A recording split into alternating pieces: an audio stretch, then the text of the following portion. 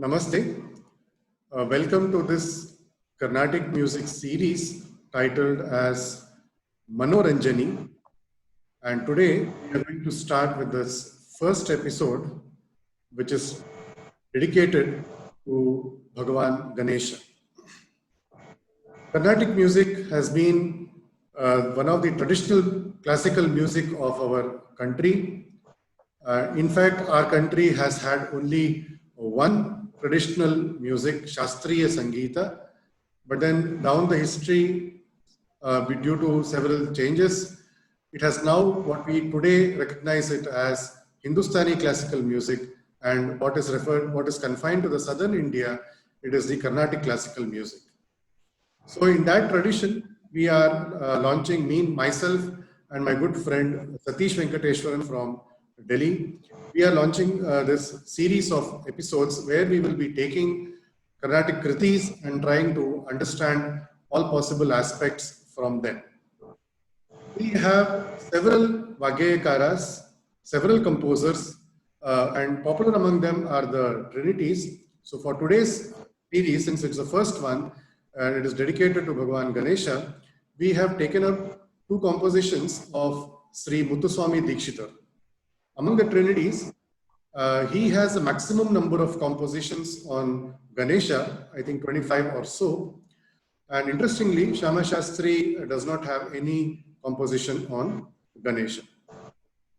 The usual style of Dikshitar, as known to most of us, is that it's an encyclopedia, mini encyclopedia in itself, where he packages different kind of information in one kriti, be it the iconographic details, the puja paddhati, the sthala purana, sthala vriksha in some cases, so on and so forth. And of course, the underlying aspect of all his compositions being sublime devotion to the deity on whom he has composed the kriti. Talking of kriti on Ganesha, the Ganapatya form of worship has been quite popular in our country for a very long time. The Ganapatya tradition, as enshrined in a work called Mudgala Purana, talks about 32 different iconographic forms, of which the first 16 are what popularly referred to as a Shodasha Ganapati. So the kritis that we have selected today belong to that repertoire. And interestingly, Dikshitar has got kritis in most of these Shodasha Ganapati forms. The first kriti that we have selected is in the Ragam Gaulai. And before we get into the first kriti, there are in Tiruvarur district, in fact, 15 or 20 kilometers away from Mannargudi, there is a place called Tiruma Kotte, which is currently known, and its past name was Mainyanapuram, because the main temple in that town is Jnanapurishwarar in Sanskrit, or Meikanda Nayanar in Tamil, with Brihannayaki or Periyanayaki as his consort. It's a Shiva temple, and it is quite a unique temple in the sense that all the 16 forms of Ganapati are installed in that temple. Other than that, in the southern India, you have the 32 forms of Ganapati, the temple installation in a town called Nanjangud in Karnataka. So this Tirumakoti temple, it is said to have been constructed by a Chola king named Kritivarman somewhere in the 7th to 9th century in the current era. The first kriti that we are taking up today is, as I said, the Settu Ragam Gaulai, and about it, my friend Satish Venkateshwaran will be talking a few lines about the Ragam and the Talam aspect of this kriti. Satish. Thank you very much, Ram, for that introduction. This kriti, which is in Raga Gaude, is set to Mishra Chapu Talam. Some information about the raga first. This is an Audava Shadava raga. I'd like to sing the Arohanam Avarohanam briefly, and then give some information about the raga to enrich our knowledge.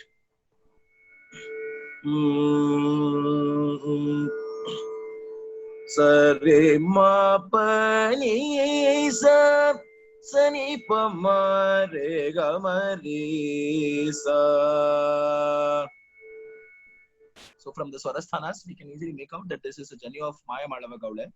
This raga is also considered as one among the Ghana Panchaka ragas, that is Nataya, Gaule, Arabi, Varali and Shri, which have been so well treated by Tyagaraja Swami in his Pancharatna Kritis. And this also forms as a part of what we call as the Gaula ragas, that is the ragas that end with the suffix Gaula, namely Narayana Gaule or Riti Gaule or Kedara Gaule, not so. And many composers have dealt with this. The beauty of this raga comes out in this particular composition that we have taken today through the Sahitya part of it. And this Kriti, we usually sing in Mishra Chapu nowadays, but in the text it is mentioned as Tishra Triputa Tala. Tishra Triputa Tala or Mishra Jampa, these talas are actually mentioned in Sangeeta Sampradaya Pradashni as well, compiled by Subbarama Dikshitar for all the Dikshitar Kritis. The Mishra Chapu, Khanda Chapu talas have actually come from the Bhajana Paddhati. So, most of the musicians nowadays are aware of this fact that many yesteryear musicians have kind of retuned these compositions, not exactly retuned, but kind of set these compositions in Mishra Chapu. For example, a Tishra Triputa Tala composition has been set into Mishra Chapu, or Mishra Jhampa Tala Kriti has been set into Khanda Chapu in order to give it a racy pace.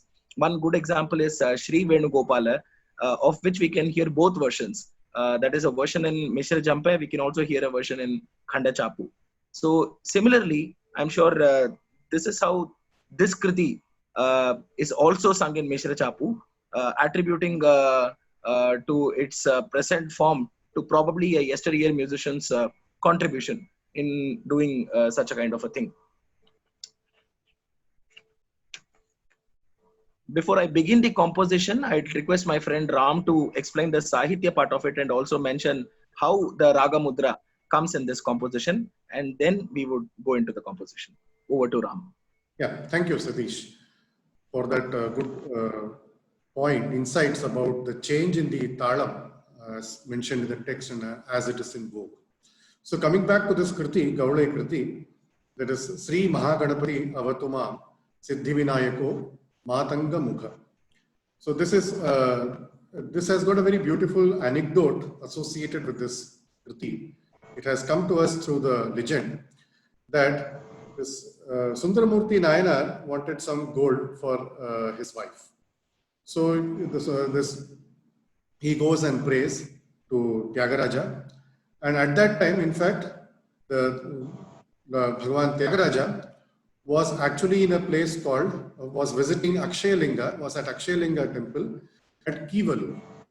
So when Nayanar requests praise for bestowing him with some gold, Shiva asks Nayanar to take some gold from the nearby inn. So he goes there, he finds 5 bricks of gold and he carries them, but he finds to be very heavy to carry it all the way from Kivalur to Tiruvarur. So he requests again, pleads to Shiva what to do, for which Shiva says that why don't you drop the bricks at the northeast corner of the temple tank at Kivalur and collect them from the northeast corner at the Kamalalayam in Tiruvarur. Rightly so he does.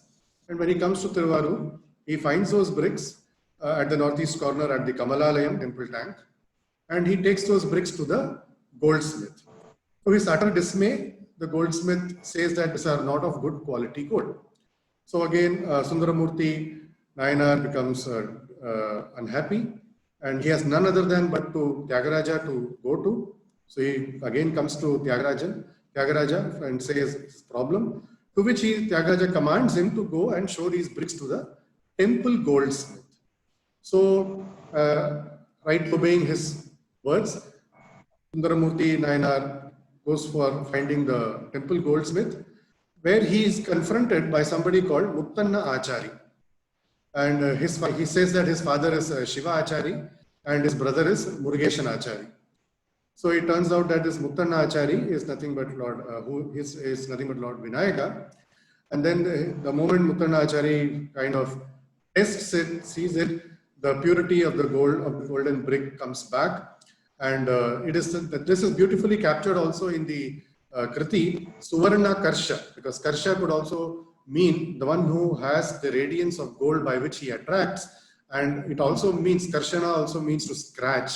So it says this legend is also very subtly brought into this Kriti by Dikshidhar, where he signifies that Lord Vinayaka is testing the gold and kind of certifying it. So this is the anecdote that is associated with this Kriti, whose Pallavi is Sri Mahaganapati Avatumam Siddhi Vinayako Matanga Mukha. Like many other group Kritis of Dikshidhar, where he has composed in several declinations or what is referred to as Vibhakti, in Ganesha group of Kritis also we find lot of Vibhakti, although they are not grouped under Vibhakti Kritis. You have Vallabha Nayakasya in the Shashti Vibhakti, then you have Chaturthi Vibhakti, have a lot of Kritis in Chaturthi. This Kriti is coming in the Prathama Vibhakti or the first Vibhakti. So it is like Sri Mahaganapatihi Avatumam, may you kindly protect me, O Lord Ganapati, who is also having the elephant face, Matanga Mukha. That is the Pallavi line. The Anupallavi goes as Kama Janaka Vidhindra Sannuta Kamalalaya Tata Nivaso. So Kama Janaka is Vishnu here, Vidhi Indra, Vidhi Brahma and Indra.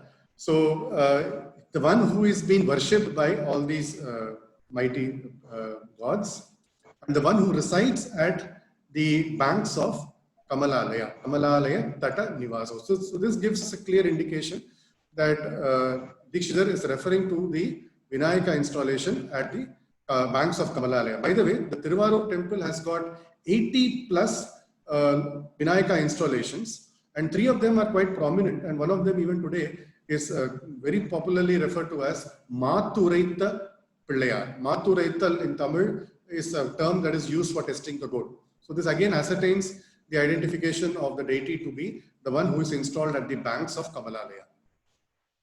Omalatara Pallava Padakara. So it's again an Anupallavi line where he is described as having very tender hand and feet. Guru Guhagraja, one who is elder to Guru Guha, that is the Lord Subramanya, and one Shivatmaja, one who is the son of Shiva. So here, the Vagayakara Mudra, that is very unique to Dikshidhar, Guru Guha, comes in the Anupallavi itself, where he says, Guru Guhagraja Shivatmaja. The Charanam begins as Suvarna Karshana Vigna Rajo Padam Bujo. I have already explained what Suvarna Karshana is. Then he is a Vigna Raja. He is who has a lotus feet. Gaura Varna Vasanadharo, the one who has the white clothes, Gaura Varna, and it is here that Dikshidhar uses a Suchita Raga Mudra. Most of his Kritis have got Raga Mudra implanted in them. Some of them are direct, some of them are indirect, and they are Suchita. So here also it is kind of direct and kind of Suchita, because Gaura is what is referred here, whereas Ragam is Gaula. So Ra, La, they are not Abhedas, but then that's why I'm calling this as Gaura Varna, and this also carries a Raga Mudra. He has white clothes. Bhala Chandro. This is also quite unique in this Kriti, because many of the names by which we attribute Lord Shiva is also being used here to praise Lord Ganesha by Dikshidhar. Because Bhala Chandra, Yasya Bhale Chandraha Sthitaha, that is Bhala Chandra, what is commonly referred for Shiva, but here that term is used for Vinayaka here. Naradi Vinuta Lambodara, he is being praised by people, Nara Adi Vinuta, one who has a Lambodara, one who has a big pot-bellied god. Kuvalaya Swavishana Pasha Ankusha Modaka. So this is the iconographic detail that Dikshidhar gives here, where Kuvalaya is the hand. In his hand, he is four-armed. How we come to know of it? Because there are 4 distinct objects that are mentioned here. What are those objects? Swavishana, self-owned tusk, Asha, Ankusha, and Modaka. So these are the 4 things that he's been, and the iconographic form perfectly matches with the Ganesha installation at the Kamalalayam tank. Now, it's also the popular iconographic representation of Vinayaka that we normally come across, where Pasha, Ankusha, and Swavishana are common. In some form it is Modakadhara, or in some form it is the Abhaya Hasta. So this is the common form. From the Shodasha Ganapati point of view, there are two distinct forms which have got 4 arms and which match these iconographic details. They are Ekakshara Ganapati and Haridra Ganapati. But then Haridra Ganapati, as the name suggests, it is yellow colored and he also wears the yellow clothes there. So we can safely surmise that Dikshitar is referring to the Ekakshara Ganapati form in the Shodasha Ganapati iconographies, which is the Ganesha of the Kamalalayam tank. Going ahead, he is described as Prakashakaru, one who is effulgent, one who produces, when you shines forth with brilliant light. Bhava Jaladhi Navo, the one who is responsible to help us in crossing this mighty ocean. Then the pace in the Kriti changes. It is Mula Prakriti Swabhava Vasa Sukhataro Ravi Sahasra Sannibha Deho. So here again, these are the different attributes of the Lord Ganesha that is being described here. Kavi Jana Nuta Mushika Vaho, the one who is being praised by poets, one who has Mushika as his vehicle or Vahana, Mushika, Avanata, Devata Samuho, all the Devatas of this Avani, that is a world, Avinasha Kaivalya Deho, the one who is capable of granting Kaivalya, and which is the Avinasha state, which can never be perished. Avinasha Kaivalya Deho.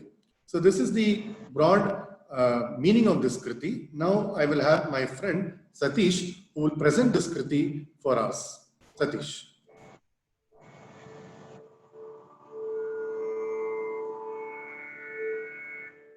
Thank you, Ram. Before I begin the Kriti, I'd also like to tell our audience that there is a beautiful Swara passage with Solfa syllables, which in Tamil we call as Solkattu Swaram to this Kriti. And this is not a composition of Dikshitar, as in the Swara passage. Usually these Swara passages or Chitta Swaras are later additions. They are added by musicians to add some beauty to the Kriti, and over the time, it becomes an indispensable part of the Kriti itself, and one cannot imagine a Kriti without such Chitta Swaras. For example, we have Talisi Rama or Shogilu Saptaswara, which cannot be imagined without their beautiful Chitta Swaras that were composed by great musicians.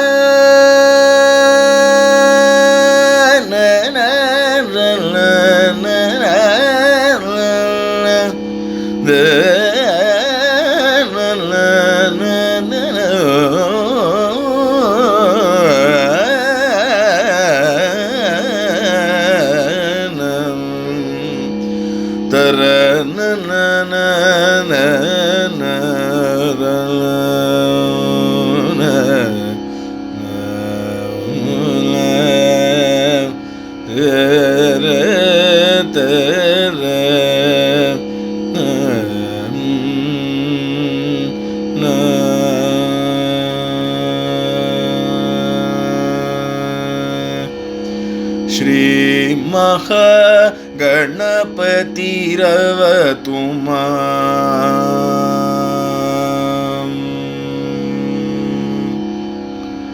Shri Maha Ganapati Ravatuma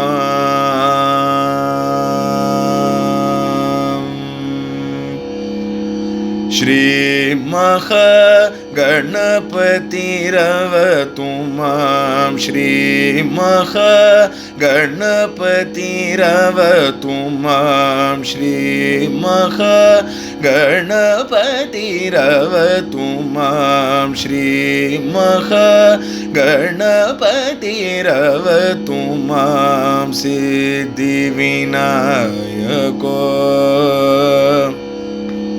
Shri Maha Ganapati Ravatumam Siddhi Vinayako Matanga Mukha Shri Maha Ganapati Ravatumam Siddhi Vinayako मातंगमुख Shri महागणपतिरवतु मां सिद्धिविनायको मातंगमुख श्री महागणपतिरवतु मां सिद्धिविनायको मातंगमुख श्री महागणपतिरवतु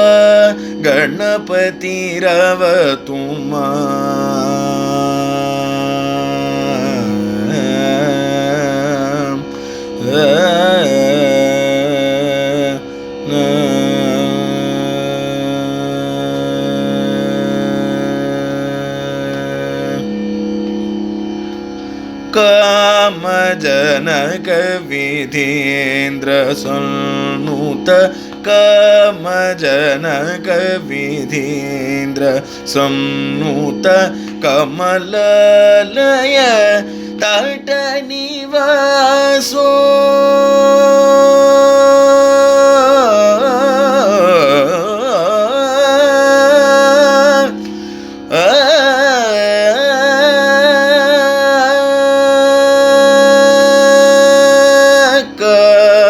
जनक विधीन्द्र सन्नुत कमललय तटनिवासो कमजनक विधीन्द्र सन्नुत कमललय तटनिवासो कामजनक विधीन्द्र सन्नुत कमलालय तटनिवासो कोमलतर पल्लव पदकर कोमलतर पल्लव पदकर कोमलतर पल्लव पदकर गुरुगुहाग्रज शिवात्मज कोमलतर पल्लव पदकर गुरुगुहाग्रज शिवात्मज पमगमरे गमतर्णकुजं निसरि कीटतप निसजनुत निसरे मतकर्णं मागमतरित पापमदिमित मपनीत कीट रे मपनी जारी कुकुलधरी मपनी जारी सजं रे गमतदिमितरि निसरि स कुकुलधरी पनी पजानी निस रे रे गम रे स जम तरित सानी पमत दिंगिण त्वं श्री महागणपतिरवतु मां सिद्धिविनायको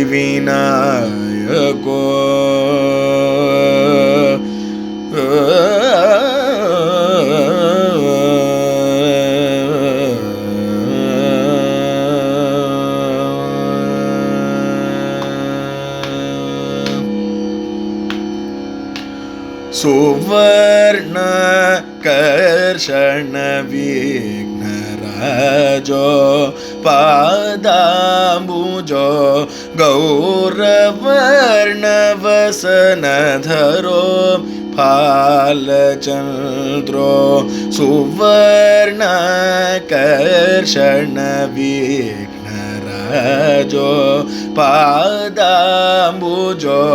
गौरवर्णवसनधरो फालचन्द्रो नरादिविनुत लम्बोदरो नरादिविनुत लम्बोदरो कुवलय स्वविषाणपाशाङ्कुशमोदको कुवलय स्वविषाणपाशाङ्कुशमोदको प्रकाश करो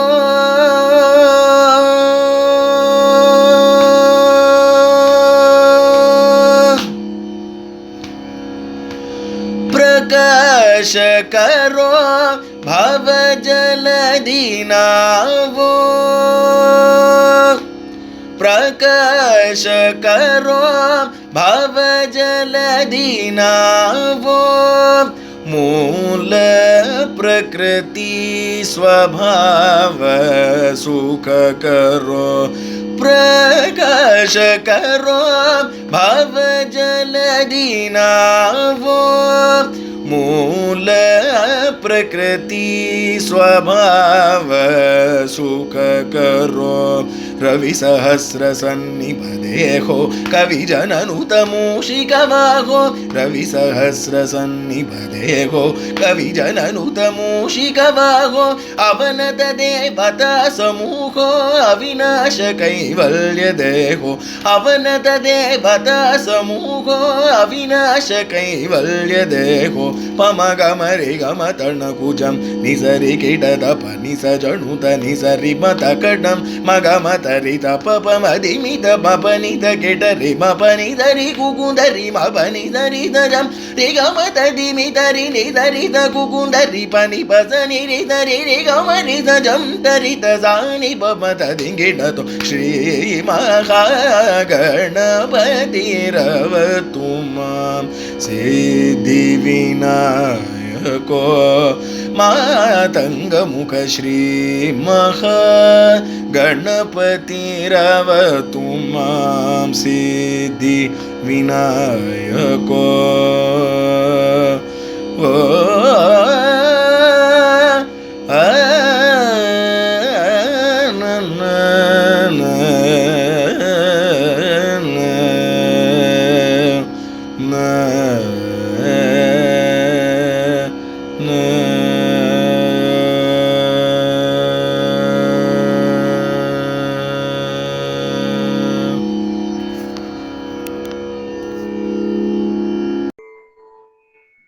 Thank you very much, Satish. That was a very soulful rendition of this Gaule Kriti. Thank you, Ram. Was the sound audible? Like, could you hear the Tanpura and the voice somewhat equally? Yeah. So next we move on to the second Kriti. See, the Gaule Kriti is quite popular that we often, we have been, this is get to be sung in several concert platforms. It's quite a popular Kriti. The second one is we have consciously chosen a not so popular Kriti because we don't get to hear about this quite often. And this is also not set in a very popular ragam also. This is the Hasti Vadanaya in Ragam Navaroj. As I told, the different vibhaktis are used by Dikshidhar. Now in this Kriti, it is very interesting to note that throughout the Kriti, Dikshidhar has used the Chaturthi Vibhakti or the fourth declination of Ganesha. So this Kriti is, as I told, set in Ragam Navaroj, and this is also in Mishra Chaputalam. And about the iconographic, the Charanam of it clearly indicates that Dikshidhar is describing a Ganapati with 10 arms, because Dikshidhar has described him holding a Kamalotpala, Pasha, Shankha, Chakra, a bow made of sugarcane, a stalk of paddy, Gada, his own tusk, a pomegranate, and a gem-studded kalasha, a pot. So this iconographic detail matches to the Mahaganapati form as described in the Shodasha Ganapati or the 32 Ganapati forms in the Ganapatya tradition. So the Pallavi of this song is Hasti Vadanaya Namastubhyam Hatakamaya Mandape Simhasanasthitaya. As I said, this is in Chaturthi Vibhakti because Namastubhyam is used here.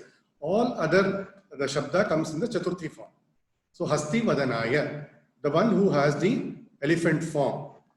My obeisances, my salutations to thee, O the one who has the elephant face. The one who is sitting inside on a simhasana, on a lion throne, situated in a golden stage. Hataka Maya Mantape Simhasanasthitaya. That is the Pallavi. Anupallavi goes, Hasti Kritti Vasana Dhararchita Mahaganapaya. Here Hasti Kritti Vasana Dhara it is the one name of Lord Shiva, because he wears the elephant skin. So the one who is praised by Archita Mahaganapaya, the one who is praised by Lord Shiva. Tattva Swarupaya, the one who is the form, one who is the Tattva Swarupa himself. Then you have a Madhyamakala, some Madhyamakala Sahitya in the Anupallavi itself, which goes as Samasta Bhaktanugrahaya, the one who bestows Anugraha on all his devotees. Maya Alingita Vigrahaya.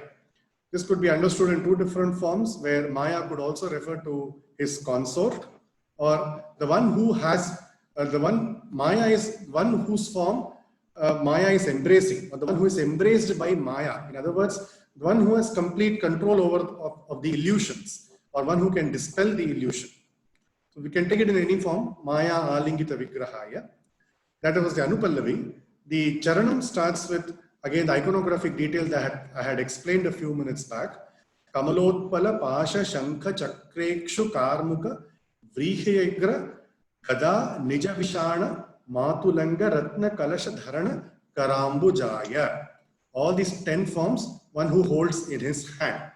Padapankajaya, the one who has a lotus feet. Vimalaya, the one who is without any blemish, Vimala. Vishwotpatti Sthiti Vilayaya. Again, he is praised as the one who is responsible for the creation, sustenance, and destruction of this world. Karunalayaya, the one who is the embodiment of compassion or karuna. Then you have the Madhyamakala in the Charanam. Himatri Tanayanana Pankaja Hiranyagarbhaya. So here Dikshidhar makes a very subtle allusion to a very popular shloka of Ganesha, which is Agajanana Padmarkam Gajanana Aharnisham Anekadantam Bhaktanam Ekadantam Upasmahe. So even in that shloka and in this particular line, Ganesha is described to be that sun which is responsible for bringing about the effulgence or blooming of the lotus. Here the lotus is attributed to Parvati. Himadri Tanayanana Pankaja. So that is Parvati, who upon seeing Lord Ganesha is getting, she is shining forth. She is brimming forth with shining light. So it's a very beautiful alankara, that is play of words and play of the beliefs that are being that we are getting to witness here. Himadri Tanayanana Pankaja Hiranyagarbhaya Sumanase. Again, this Sumanase is the Chaturthi Vibhakti, the one who is having a noble mind. Uma Ramana Kumara Guruguha Samana Varaujase Mahase. So here, Uma Ramana Kumara Guruguha Samana. The one here, Samana Varojase. So Vara Ojase, the one here, two things Dikshidhar is doing. He is comparing or saying that Ganesha is equal to Uma Ramana Kumara Guruguha, giving his Vagekara Mudra, as well as a Suchita Mudra of Samana Varojase. So Nava Roja. It is split into two different words, Samana Varojase. So Raga Mudra is coming as a Suchita form here and is ending by the word Mahase, again in Chaturthi Vibhakti, the one who is great. So this is the entire Kriti in Chaturthi Vibhakti, set in the Ragam Navaroj. Now we will listen to my friend Satish rendering this Kriti. Satish. Thank you, Ram. Some information about the Raga before I start singing the composition. This is a very, very ancient Raga that we find in the Tamil music system, the Pan system. This Raga is attributed to, in fact, 4 Pans. Pan is actually an equivalent of the term Raga. The 4 Pans are namely Kulli, Kavvanam, Gandharam and Viyandai Kandaram. All 4 of them are equated to the Raga Navaros. And the attribution of Navaros as a Janya of Shankarabharanam is something that came much later.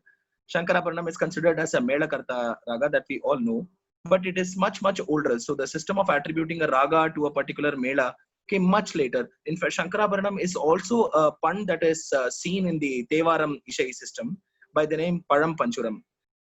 the notes of Navaroj are very, very similar to Shankarabharanam. In fact, they are the same, but it is a Panchamanti Raga. It begins with the Mantra Sthai Panchamam and it ends in the Madhya Sthai Panchamam. Hence, there are not many Sancharas in this Raga, and it is usually sung in the Madhyama Shruti, just like Nadanama Kriya or Punagavarali. There are not many compositions in Navroj. Of course, we find a lot of compositions that are sung in the occasion of marriage, like Pala Le Kala Lambi, some Unjal songs, some lullabies as well in Navroj. Hence, a raga with phrases that keep repeating themselves, that we would find in this Kriti Hastivadanaya as well. Navroj, in fact, in this raga, it's an interesting information that many of us do not know, and I would like to reveal it today. There is a beautiful Padavarnam in this raga Navaros by the pre-Trinity composer Karveti Nagaram Govinda Samaya. That Varnam is not available with many musicians. It is in fact available with a few dancers. And of course, in the Kritis that we find in Navaros, probably this is the longest Kriti because of the Sahitya, the expansive Sahitya and the beautiful description of Ganapati in it. And the way Raga has been interwoven into this Kriti, that makes this Kriti quite a big one in term, with respect to Kritis available in Navarosh. So probably this is the longest one that's available to us in a Kriti format.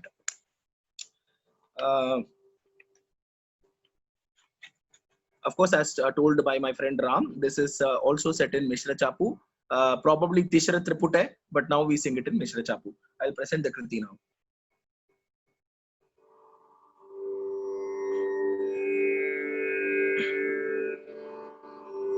So since it's a Panchamanti Raga, the Aronam Avarunam is somewhat like this. There are versions of Aronam Avarunam as well for this Raga, but I'll sing the Aronam Avarunam that was taught to me. Padani Sari Gama Pa Pamagari Sanida Pa. Another Avarunam is Pamagari Sanida Ni Pa. It's a very characteristic phrase of Navruz. We hear the names Navaroz, we hear the name Navarozu, we hear the name Navaroj as well for this raga. It's quite similar to Kuranji. I must make mention of that as well.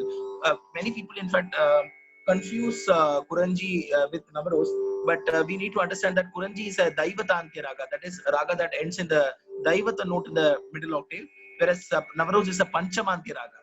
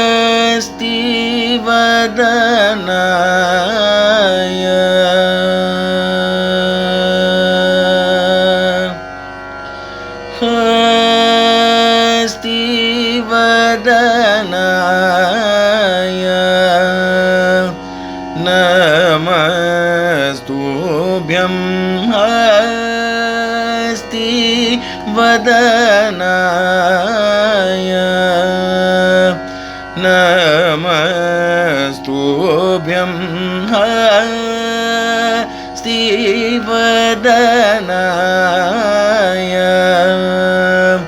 Namastubhyam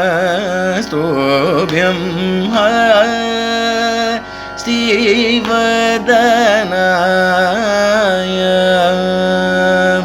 Namastubhyam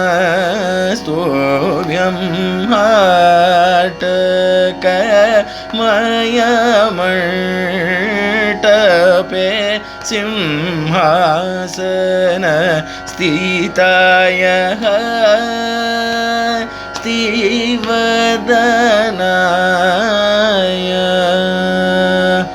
नमस्तुभ्यं हाटकमयमण्टपे सिंहासन स्थिताय हस्तिवदनाय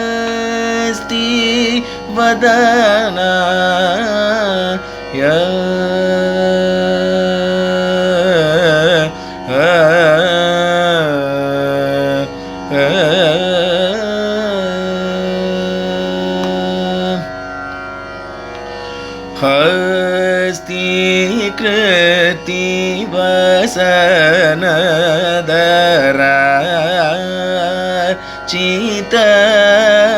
महागणपाय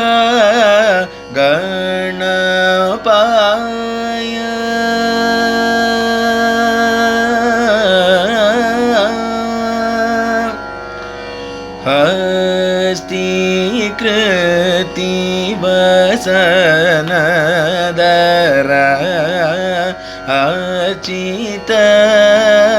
महागणपाय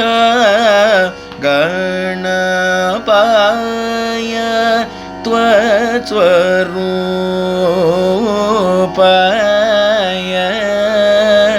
हस्तीकृति वसनदराचित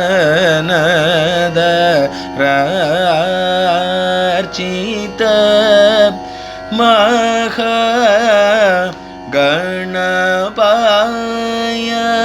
त्वत्स्वरूपाय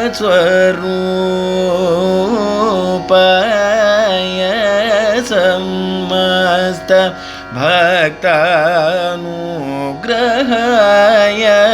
मायालिङ्गित विग्रहाय समस्त भक्तानुग्रहाय मायालिङ्गित विग्रहाय समस्त भक्तानुग्रहाय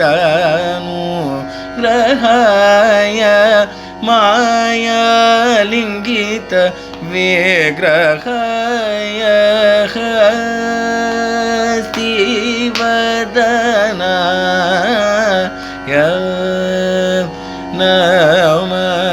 नमस्तुभ्यं हस्तिवदनाय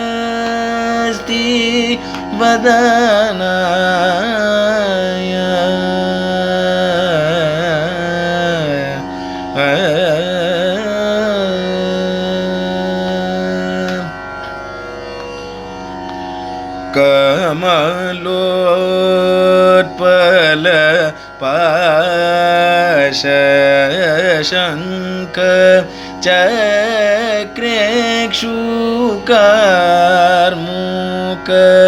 व्रीह्यग्रगदा निजविषाण मातुलङ्ग रत्न कलशधरण कराम्बुजाय पद पंकजाय कमलोत्पल पाशशङ्ख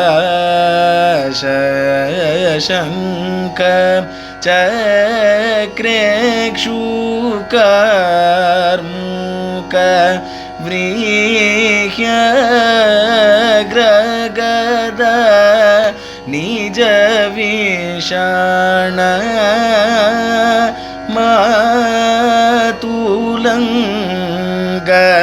रत्न कलशधरण कराम्बुजाय पद पंकजाय विमलाय विश्वोत्पत्ति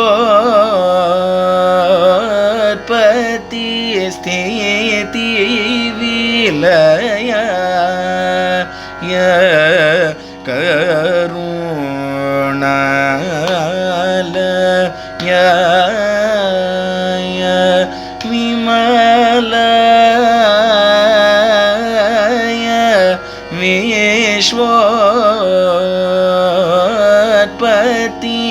स्थिति विलयाय करुणालयाय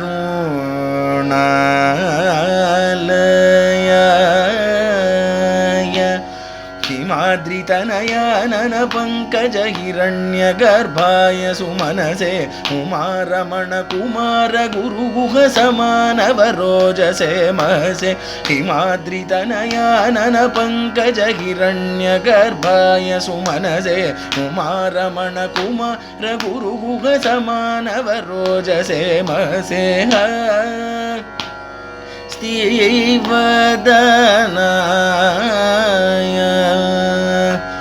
नमस्तुभ्यं हाटकमयमण्टपे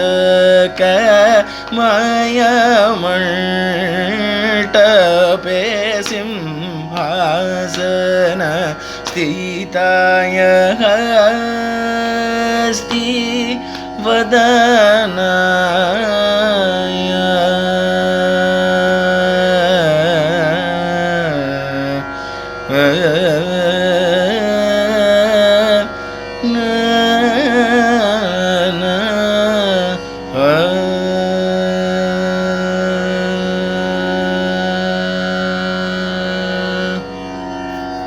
Thank you very much, Satish, again for that soulful rendition.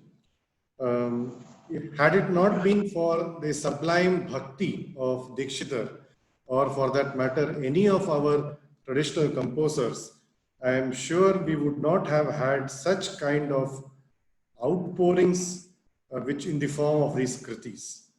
So, Exactly. besides all these iconographic details and Sahitya Bhava, I think it is the bhakti which is the underlying force which has sustained and which has given this kriti to from their time to us. What do you have to say for that, Satish?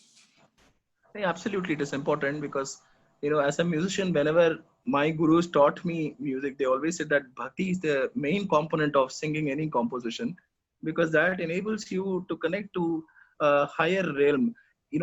Unless you connect to that higher plane, uh, with the bhakti that you have, that you should have in yourself, you won't be able to give that kind of an emotion to the audience.